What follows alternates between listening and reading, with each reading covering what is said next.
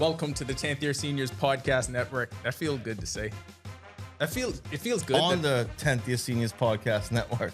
It feels good that that's the only thing that I'm saying. Right? Like, we were never restricted, but somehow it still feels free, if that makes sense. No, it does, because it's our own. Guys, we're back to doing things solely for us. We had a brief little flirtation with terrestrial radio. It ain't really for us. It ain't really our bag. No offense to that. And people that do that, I mean. No, I get it. Like, I'm not going to say it was terrible. No. What? Because you get, different audience. You see some different people. Some people, I heard you're on the radio. And I was like, damn, you drive on Saturday at 11 to 1 p.m.? That's crazy. That's the most surprising thing to me. No, but they do replay them, though. They replay them. So. But my thing is, for me, radio always...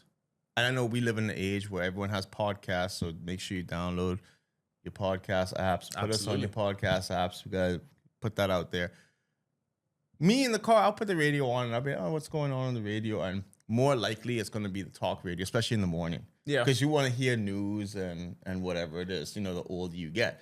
Surprisingly, I was at Fresh Markets the other day, and someone was doing a U. This could mean so many things. I need to know specifically what doing a me was. All right. He was walking with his phone, and he was playing the Dan Le Batard show on his phone. Good, man. On the speaker. Like, not even with the headphones on. And I said, oh, look at that. That's the first person I've caught outside of me? Outside of you in this country to do that. Kindred spirit. Good, man. But that's what we do, though. That's what our generation does. Yes, there is room for all of it. And I get I was a person that grew up listening to the radio because that's what my dad did. We grew up reading the Miami Herald and waiting for the Miami Herald for that Sunday.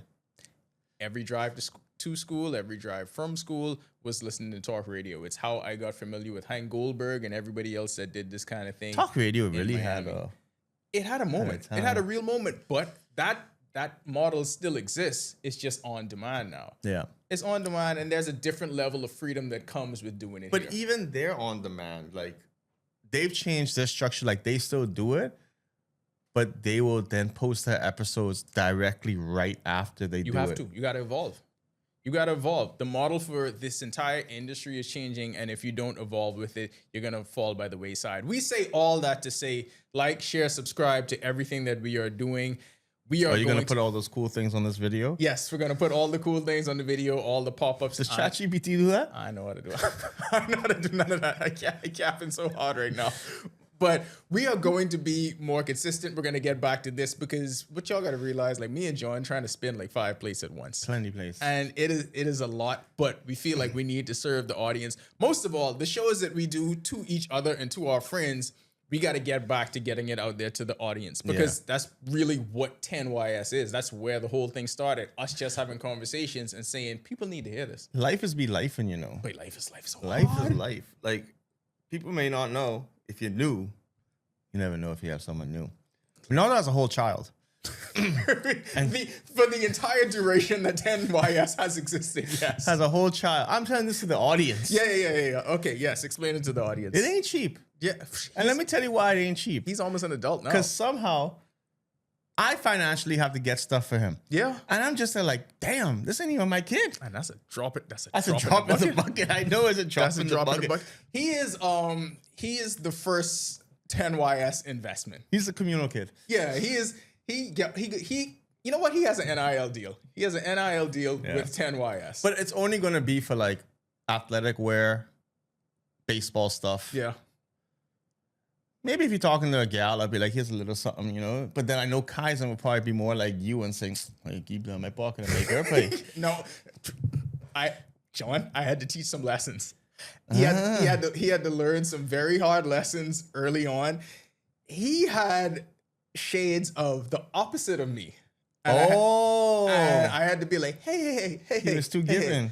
Hey. Not yet. Not yet. Like, let's wait a little bit. Wait until some other things are in place. He's trying to buy things? Oh my God. Anyway, you know what? He ain't ever come to me for that. That's for sure. He ain't going to nobody else for that. You know who he going to for that? His aunties. No, he going to Megan. My mother's sick. He going to Close enough. He gone to Megan for that. And I was like, why would you go to a gal? You know what a gal could say? Yes, let's go. A gal could be on the side of the gal. So they actually went. And you know how excited Megan must have been? They went and they got it together. Oh, mother. The look of disappointment. You're shaking. I'm sorry. You can't do that. You cannot do that. But you got to invest in his career and his life. It's a time and place for everything, but he'll get that one together. We got to get to what we actually came here to talk about. And I needed a day. I needed a day to process. I needed a day to decompress. Okay. I couldn't have the takes right away. Two things to this, how I'm going to bring it up, because it's going to come full circle, right? It was a tough day for Kentucky fans, but it was a great day for Kentucky fans. So absolutely. That's just how crazy life is. And you know, nobody showed that more than John Calipari, because Coach Cal was courtside for game 4. And I was like, this is the best recruiting tool that you could ever do. This is the reason why coaches go to the draft. Mm-hmm. This is the reason why Coach Cal is here, because you know what any recruit going to Arkansas or wherever he may go next is going to see? He is there supporting 3 of his players in the NBA Finals right now. So no matter what happened at the end of game 4, people there. Coach Cal was going to have a moment after the game. And it just so happened that the Knicks won, so he had the moment with Cat. But if the Spurs won, he was going to have that same moment with De'Aaron Fox and Keldon Johnson. So you're trying to tell me, though, he should have had that moment with the Spurs. He should have had it. You know he should have had that. This, okay. Does this go down? Yes is the answer. Yes, before you even yes before you is even the say answer. it. Yes. I'm just thinking of totality. The biggest loss in sports history. Yes. In sports history. I'm not even, this is the Super Bowl.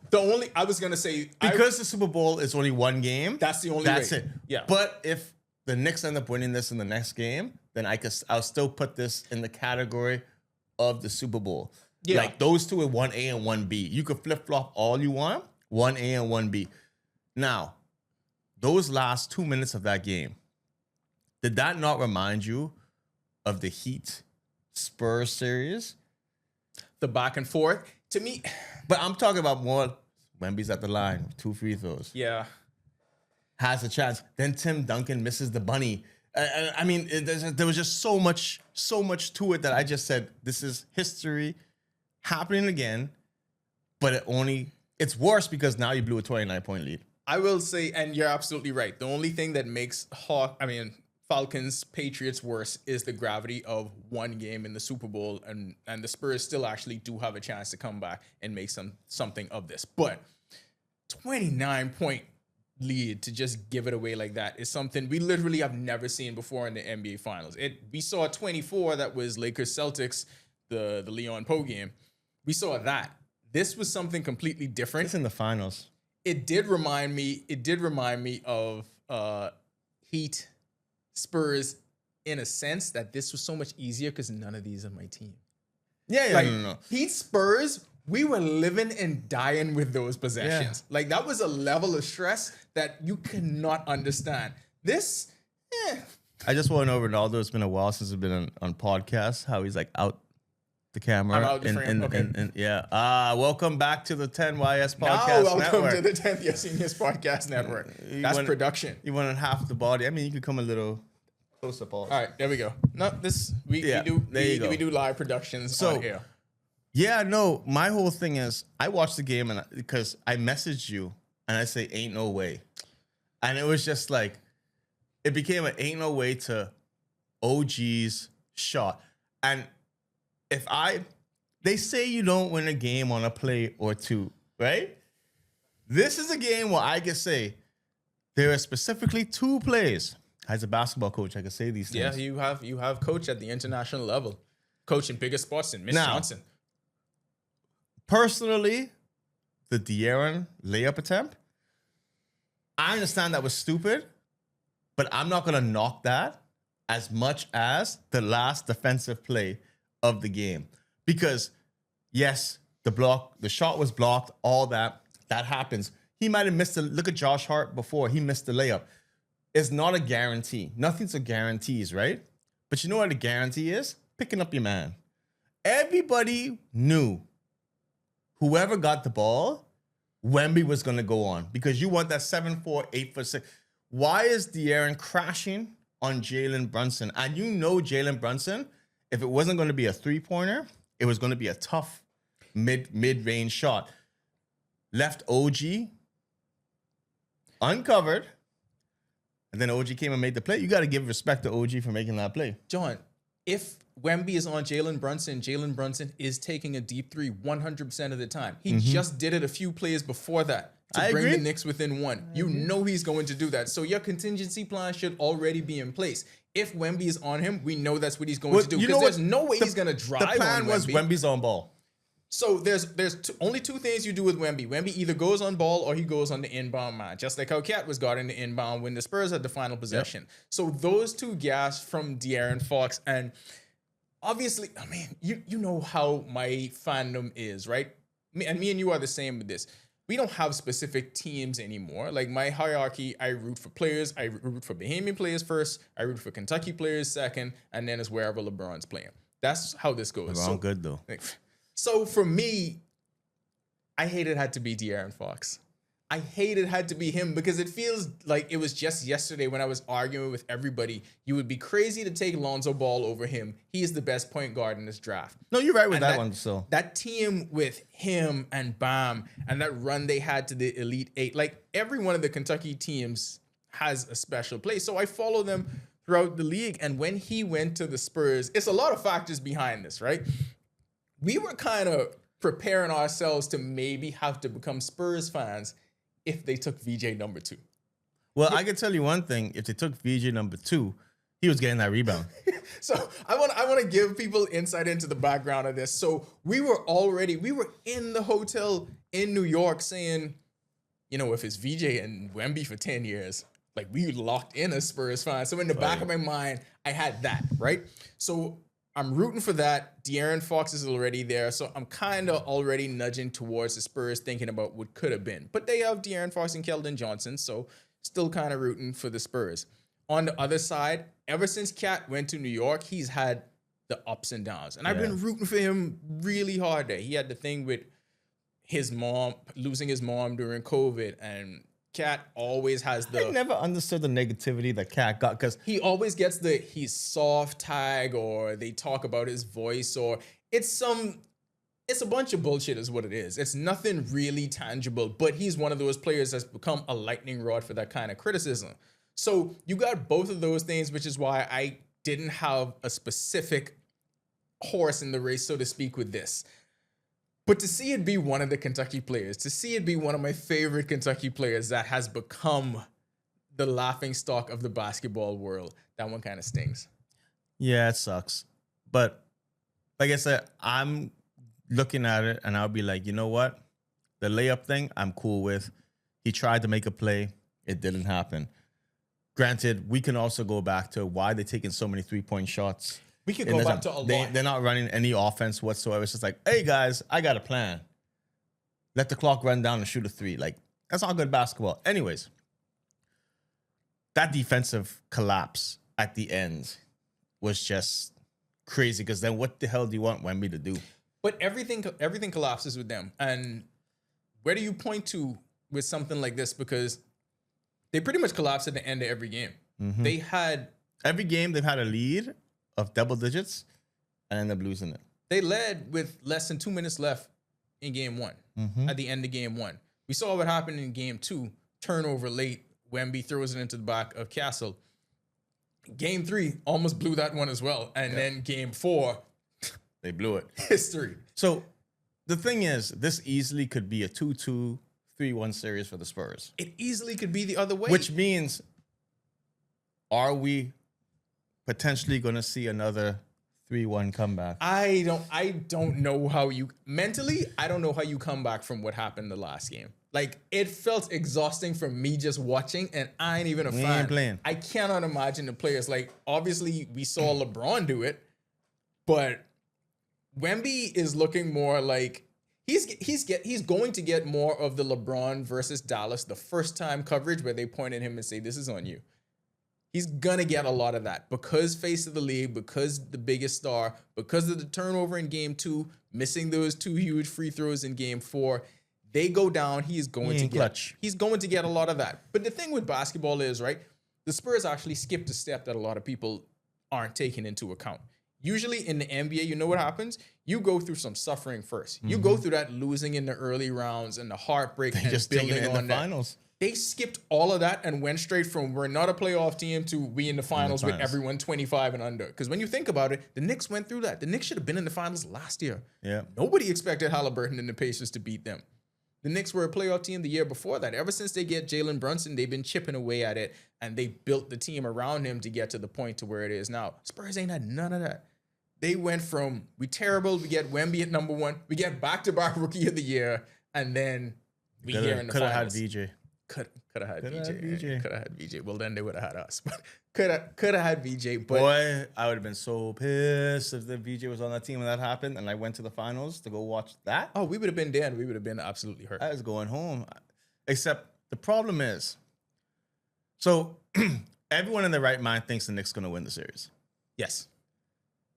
The biggest losers of the series right now are the Knicks fans. Because perfect segue. I feel like that's something we have to get into, because when you're winning, it's all cool and whatever. But that crap's just disgusting. It's like, you can't, okay, they're going to do it. This is New York, man. You know what? Arrest all of them. Arrest all of them. So send them all to Rikers Island. Send them all there. Let them go learn. So my thing was, like I said, because of the Kentucky connections and me not having an actual team in this, I was like, you know what? Whoever wins, I am going to be happy for them on a personal level. The Knicks fans make it impossible to do that. Oh yeah. And I know what the good Knicks fans are gonna say. Hey, they do not represent all of us. They are the loudest voices, and it's a lot of them, and plenty they of them on the road. Zero. We have been through a whole lot of losing. We have been through a whole lot of winning. I've never seen fans actually take this thing to this point where you're egging players as they walk into the hotel. Like the Wemby hate itself is insane to me, because the whole narrative behind NBA players and the way people have looked at them over the last few years is they are entitled, they don't want to work hard, they don't care enough. Like, those are the tropes that people think about NBA players. Not true at all. That's some dumb stuff. But then when you talk about Jalen Brunson, he's the hardest worker, he's a blue-collar player. Wemby cries when he wins. He cares a great deal. He doesn't do any of the things that people knock on players for. So where's that? Boy drawing in Central Park. Where's that hate? But people have been hating on that too. Where's the hate for him coming from? To the point where, and this is where rhetoric is so important, because when you get in front of microphones and you spew that kind of garbage, you know what happens? People out there will do things like throw eggs at him as he walking in the street. Yeah. And that kind of thing, and them doing the whole thing, beating up Spurs fans and doing all of that, that makes you say, okay, these people don't deserve this. Maybe 53 years wasn't long enough. So here's the thing with that, right? Granted, that's the dumbest thing ever. Oh, Spurs fan, let's go beat him up. Why? What are you getting out of it? Y'all a bunch of sissies. That's what y'all is. Like, I felt so bad for the man in the Tim Duncan jersey, right? Because I'm like, dog probably had that jersey for 20, 30 years. He ain't even a new Spurs fan. That's a collectible. That's a collectible. Everybody knew during the jersey era, you had to have the Duncan jersey. You had to have a Spurs jersey. It was one of them. And he probably was holding on to that since then. So look how they act when they win, and look how they act when they lose. What's the difference? If they lose, no, they don't fight as much when they win, because they're all saying, Whoopi Goldberg, I want that ass. Oh, okay. Like, that's his stuff. So-and-so could suck my dick. Boy, Did you see the one where the plenty of New York people that say suck my dick to man? To me, I know what it is. They're the ones that like to say pause so much. Yeah, they're the ones that pausing and all that. And it's like, bruh, how is that your celebration? That's just that's the first the first line of defense. When something good happens, your first thought is, this is what I want. Yeah. From you specifically. All right, New York. There's plenty of man on the street and they're saying that out loud to everyone. There was also an interesting one where it was one white guy hanging with a bunch of black guys, and this is where I thought they were setting this kid up. And he was like, yo, we feeling so good in New York right now. I am giving him the pass. Go ahead. Say the N-word. And the white kid was like, nah, I don't really want to do it. I don't have to. And then they kept pressuring him to do it. And he was like, I love you niggas. And I was like, you know what, sir? Well played. Well played. Because then everybody started celebrating with him and jumping up and down. But that was their one good moment. The other bullshit that they was doing, this chasing and beating up fans and doing all of that shit, it makes you feel Did like you not y'all see don't when the guy was this. attacking, like the cop, like he did something to a fan and then the cop grabbed and he started trying to beat the cop up. And then it's just like, come on now. But this, There's a reason why they block up the whole area. Like, don't say it's because it was Donald Trump coming. Yes, you have to have extra line of security. Yeah. But y'all causing this on yourselves. again, all the goodwill, which is enough to cause you to have an existential crisis because you think to yourself, you know what? These fans don't deserve all of this goodness to happen, but they continually get this favor. They continually get this divine intervention.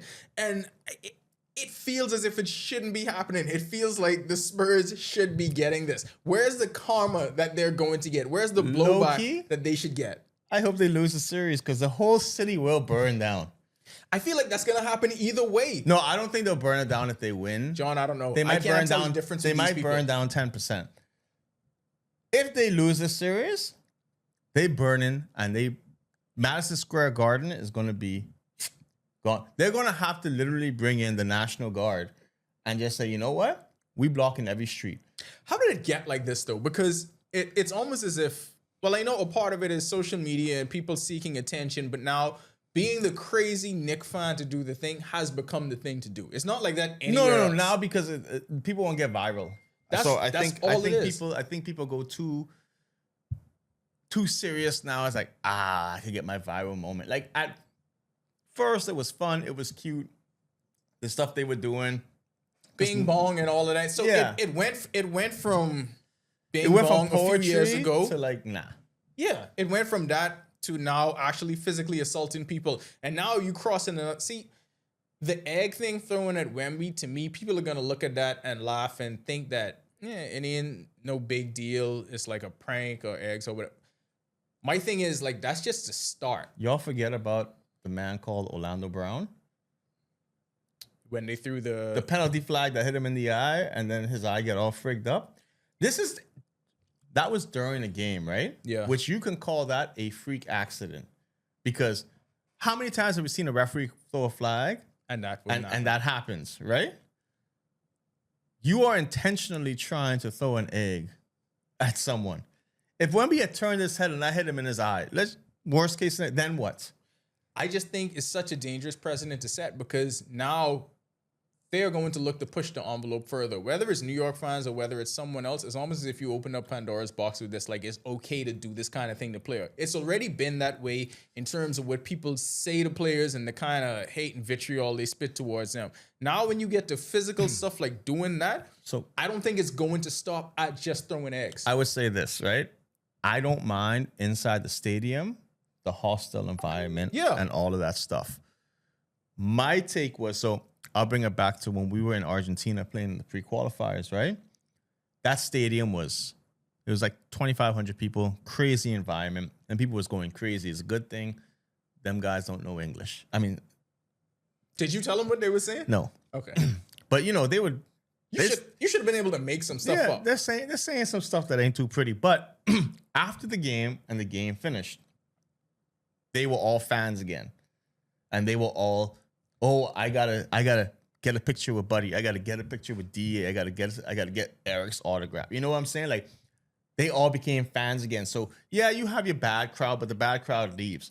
But when we would leave the stadium, it was lined up of people just trying to touch the guys because that's just, the culture there is way different, I assume. But it's like, that's what they like. That's what they want to see. They want to see, you're going to heckle us because we expect that on the court. But off the court, it's all love. That ain't happening in the finals. No. Like, none of that is happening in the finals. There's no goodwill. There's no sportsmanship. There ain't none of that. I mean, that might exist among the players, but when it gets to outside of that and all of that. This is the crazy thing. The players respect each other and their competitors on the court, but off the court, they know it's like a brotherhood. You know what I'm saying? You know what that reminds me of? It kind of reminds me of politics because you have all the people wearing the colors, like chomping at the bit, and they are willing to die for this, and they are so heated about every single And thing once that they happens. get elected, But not just that, but the people actually doing the stuff don't have that same level of hatred and don't have that same fight in them at all. Y'all are the ones doing the fighting for them. Yeah. Like No, the actual Knicks and Spurs players don't feel this way. but yes, they're gonna say things during political season because they got to get their catchphrases. But at the end of the day, right? They just like they're all friends. They're getting rich together. Yeah, It's the point at the end of the day. they all friends. Like, let's be real. You may not like some. You're not gonna like all 40 other members of parliament. We know that, but I guarantee you, on the other side, at least 70% of them are friends. They'll talk. It's kind of like a fraternity. Yeah. It's like you're in the NBA fraternity. You're Get in that pension, political bro. fraternity. It's like that same kind of thing. I just want the Knicks fans to tone. Well, it ain't no toning it down now. No, they I ain't don't even know. toning it down. I couldn't even finish that sentence. They're not toning down the That's what they rhetoric. say. Whatever they say about Philly, no, It's worse. it's worse. I need De'Aaron Fox to somehow erase this because all of this can be forgotten. The only way this gets erased if it goes to Game 7. You know, the worst part about this was that was his best game of the series. Like I've been explaining to people since the last series, he's not healthy. And you saw how much the Spurs needed him against OKC because if Stephon Castle is controlling the ball, he's going to turn it over a million times. Dylan Harper is good, but Dylan Harper is young. Ain't no VJ. The painful thing about this is De'Aaron Fox was literally brought there to be the vet and make the smart decisions. And he did the opposite of that In in crunch the time. most pivotal game In crunch of their time. season. He did the opposite, and I hated it had to be him. Like I was sitting there like anybody else. Why did it have to be him? Anybody but my boy. Anybody but my dog. And now I'll just say this. I hope it goes to 7. because the series has been great. I hope it goes to the June 16th date for sure when they have the World Cup game in New York and the game, because that is going to be total chaos. We have some Knicks fans that want to be a part of the next episode when after what they assume is the end of the series. We have some Knicks fans that want to be a part of it. We may just end up doing that. I need to find some actual Spurs fans that want to as well, because I would like to have them go head to head and we just facilitate that. Well, I'll tell you how it is, how it'll go. Spurs fan, congratulations, Knicks fan. Suck my dick. That's how it's gonna go. These Bahamian Knicks fans. I don't know if Bahamian Knicks fans. I don't know if they the same. They ain't gonna say that. They ain't the same as the ones. Let me put it out there. Pardon I. Yeah. Pardon I. You know, Bahamians ain't doing No. that. Like that just ain't the Bahamian thing. So listen, we'll see how this series goes. In terms of just being a basketball fan, and Knicks fans are gonna hate this, but in terms of being a basketball fan, I didn't want to see a sweep. I don't want to see it end in 5 because this season has been so good. 7. This season has been so good. I want to see it keep going. Yeah, I want to see 7. that continue. So I don't want it to just be done. This has been really high level drama and high level entertainment every single game. Should have been on TNT. Even though it's 3-1, every game is giving you what you wanted in the fourth quarter. You know why? So I'll say this. Nobody really watches the Stanley Cup, right? But hockey playoffs are amazing. But hockey playoffs are good because most of the series goes 6-7. Yeah. Kids still doing it? Okay, all right. I ain't a kid. I just got it. Yeah. I had the opportunity and I took it. It was there. No, anytime I hear 6-7, my mind still goes. But anyways, it's just something where I know Carolina's playing Vegas. And let's just say Vegas has been in the league for I think 10 years, and they've been to 5 Stanley Cup finals. Yeah. Shout out to Vegas for carrying. How do you think that makes Canada feel? Canada sucks at hockey. Because but see, so it's their sport. Yeah, I have a Canadian friend, and every time, so she went to school in Montreal, lives in Vancouver. You know them.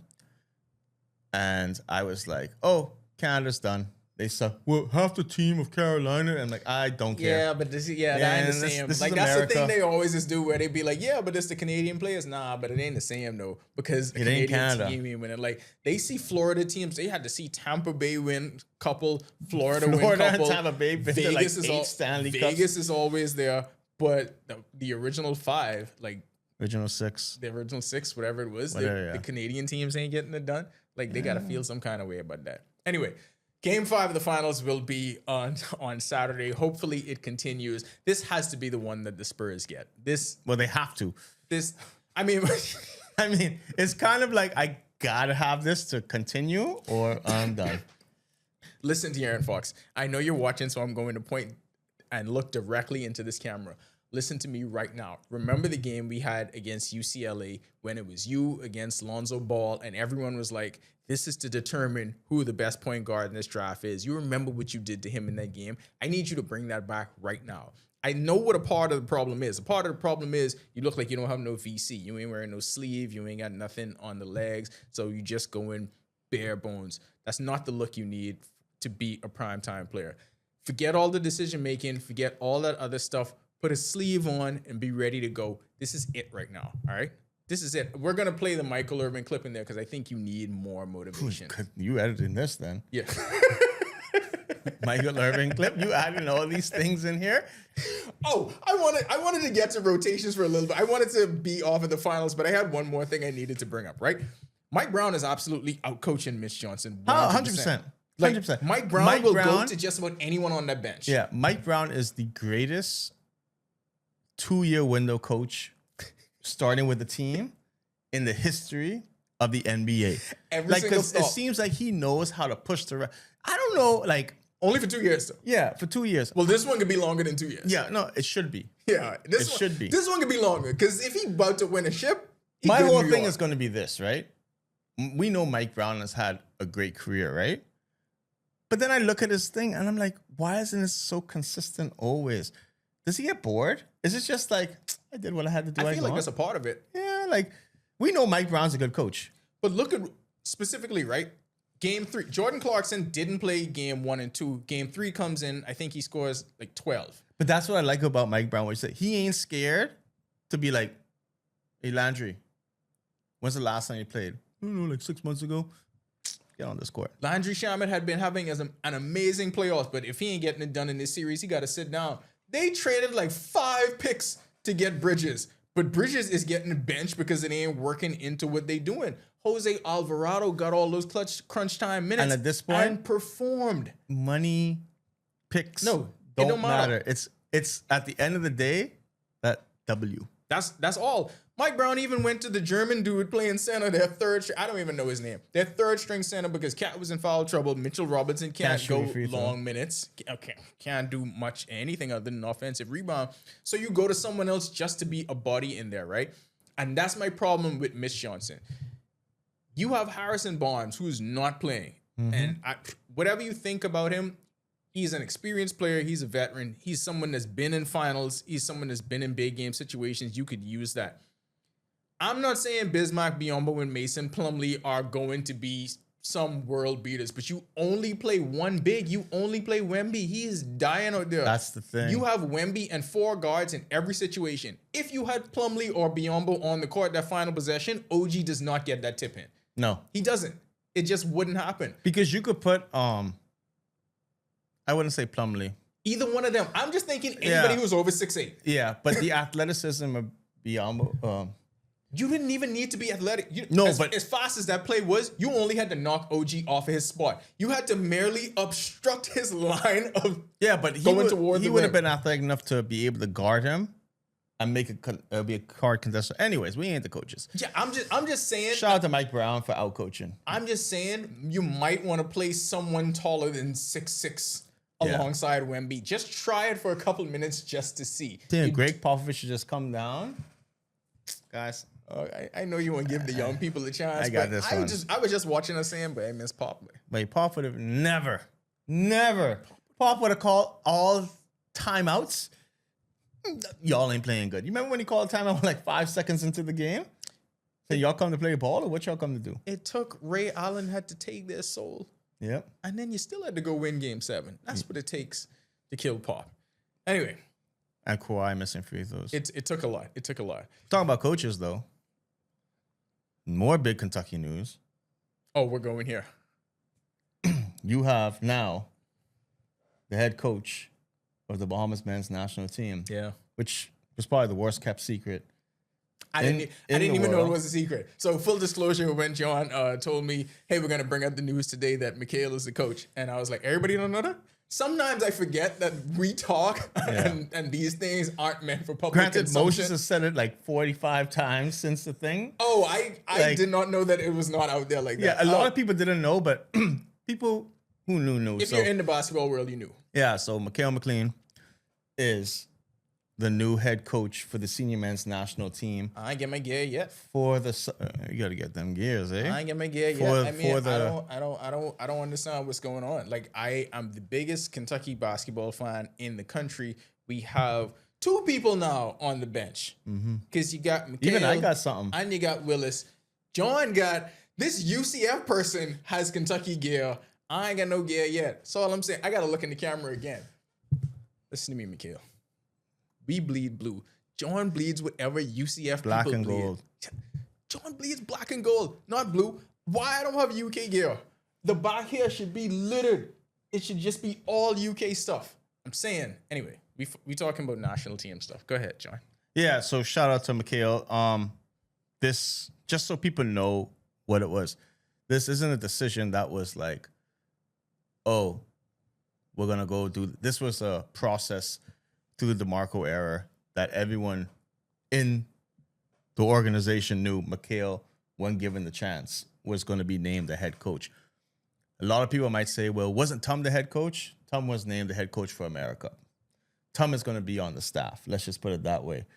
I see nothing less than associate head coach. And when I say it, it's pretty true. That Tom is going to get, because he has been a head coach for the national team at one point, but Tom also knew that this was the plan. So when we approached him last year for America, we told him the plan is you coach this, but just so you know, Mikhail couldn't make it last summer, but this is Mikhail's job when he decides he wants to do it. So this was the summer, because DeMarco is now with the Liberty. He cannot coach in these windows. A little busy. It's way busy. And the opportunity arises now where we have Mikhail as our head coach. So the thing about this era that, and I love everything about this era of Bahamas basketball, right? But when people think about it, they think of the players, because that's the obvious thing. They're the ones on the court. They're the superstars. You think of how amazing it is of the fact that we have D.A., Buddy, Eric Gordon. We have all this VJ. We have all this NBA level talent. But what makes this era so special is at the same time, you also have the rise of coaching. Mm-hmm. So now we are at this fortunate position where it's a luxury to be able to look abroad and get someone else, but now you don't have to, because these guys rose up the ranks, and we saw them rise from playing national team and then going through playing in college and then finding their way on the bench. So at each step, they've been gradually making that move towards leading this team. And now you got options to choose from. So I don't know. I'm assuming this is going to come out today, Friday, June 12th. Like, we're going to put this out today? Yeah, we're bringing this out today. All right. So Monday, we're announcing the coaching staff. It's going to be a lot of familiar names on the coaching staff. And like you say, it's going to be something where people are going to look at it and going to be proud. Like, it's going to be that moment where you're going to say full circle, like, oh, okay, we are doing things. Because think about it. The women's side, you have Coach Yo coming back to lead the women's team, right? That is the greatest coach we have in our stable of coaches. I mean, international recognition. I don't even have to tell you about Coach Yo's resume. You got Mikhail. You got Tum Tum. You got Nishad Maki. You have D1 college coaches in the Bahamian ranks. Mm-hmm. And I feel like the sky is the limit for that. Like, yes, the fact that the players are there and we have this, that is an amazing thing. But I have so much confidence in the coaches that we have. To me, that is the reason why I think this run is going to continue. And we're just at the beginning of it. My favorite thing is Mikhail messaged yesterday. And he said, we need to release the staff because 20 people already asked me. So, you know what other people are asking for, Mikhail? Gear. But you know what the thing is, and people got to understand. Go right to the bookstore right before you come back to Nassau. Mikhail is so well respected in the coaching world that people are knocking down the door to try to be a part of his staff. Like, that speaks volumes to a coach, because for someone to come and be like, hey, I need to be a part of your staff. Not everyone goes and says, you know, I'm trying to be on this staff. They pick and they choose and they whatever. But if you're having so much people come to you and say, hey, this needs to be, I need to be a part of your staff. What do I have to do? The good thing is he's building his network. So whenever he becomes a head coach, because it's not if, it's when he becomes a head coach. That's going to happen. He's going to have his own people in place to be able to bring along. But with the federation, at least, and what people need to understand, it's not 100% Mikhail's decision for how a staff is going to be. Because it's not that way in the NBA. But he has a lot of say. Of course. But recommendations are given, and if he takes them, he takes them. If he doesn't, he doesn't. But let's just put it this way. This has been building for 5-6 years now. No one person's bigger than the program. If you see the list on Monday, you will not be surprised of who's on the list. So the thing with that is, and I think just going back to Mikhail and going back to Tom, their coaches have been saying since they were actually playing for them that these people are streamlined to be coaches one day. Like Izzo used to say it all the time about Tom, and the same thing, everyone was saying it about Mikhail when he was playing at Houston. You knew what their trajectory was going to be, and now they're fulfilling that. But it has to make people, it has to give you an extra special sense of pride when you see that it's Bahamians and young Bahamians that can lead, because you can say what you, people in the basketball world, there were differing opinions on Chris DeMarco. That's the reality of it. But I always said you had to have a certain level of professionalism and you had to have somebody with a certain resume if you were going to be having NBA players play. Yeah. You gotta have that. Yeah. And he brought that. He brought a different level to the program that was needed. And you could get that with Mikhail. You can get NBA players to have buy-in with these guys. To me, that's one of the biggest parts of it right there. Mikhail's been around the guys for the longest time. Yeah. Right? He's been around with Buddy, with Kai. It's going to be 3-4 years now, 4 years or something like that. So he's been around those two. He's been around DA for the last 2 years. He's been around Eric for the last 2 years. So he has these relationships with these players. And let's not forget the role that LJ plays with player relationships as a GM. I think that people got to understand that that is also important, because us getting the NBA guys ain't always, hey, what's up? You know, this and this. Like, people just assume, yeah, man, buddy, you know, you come into play. No, things got to be done. Things got to be done through the NBA channels. And this is how we keep saying, there are Bahamians in spots. So GM has the contacts with the NBA, has contacts with college coaches, has contacts with, it's a lot, with a lot of things to make these things happen, to get the permission. Because remember, it isn't just buddy come play. It's we got to go get permission from the NBA for them to be able to then play. The NBA has an agreement with FIBA, but the NBA could also say, like World Baseball Classic, we ain't going to cover no insurance. So y'all got to figure something out, you know? Which is not a small deal. No. So there's a lot of things that go towards it. And like I say, it's building the program, because when you have a bunch of alphas come in, you need someone that is always around, and that's where LJ comes into play. Because, you know, Bahamian, I need you. And they'll be like, no, we need you, buddy. We need you, VJ. You know? We need all of y'all. There's going to be a lot for us to talk about in terms of this. We might just have a whole special segment on the men's national team as we lead up to July. That may be a thing that happened, but there's a lot in the works, a lot we're going to share. Some we can't share right now, but I promise you we got a whole lot going on with this. But it feels good to be back. You could buy your tickets. Oh, go ahead. Do your I actually did something for the Federation, as I always do. Nothing new. bbftickets.com. You could buy your tickets there. That is so much easier. So you don't have to go to NSA. No, it takes you to that link. / events. -events. Yeah, okay. So you could just go to bbftickets.com. bbftickets.com. We should have led with that. I didn't even know you did and it that. takes you to the NSA site to purchase tickets. Look at us right there. 10YS ingenuity from the architect. It feels good to be back. we are committing to, I mean, if y'all heard our last episode on Guardian Radio. You committed to like 7 days a week. I committed to 3. I said we're going to do 3 a week. 3 a week, 45 minutes. That is a light lift for us. No, that's light. Yeah, we good. Anyway. Oh, we should have our intern next week. That's going to be exciting. There is so, like I said, spinning a lot of plates, a lot of moving parts. I still have a lot of people that need to answer.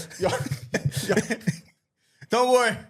We get in the schedule. We try it. It could happen. Monday is the first day. So if you're listening to this, yes, Monday's your first day. Back in office Monday.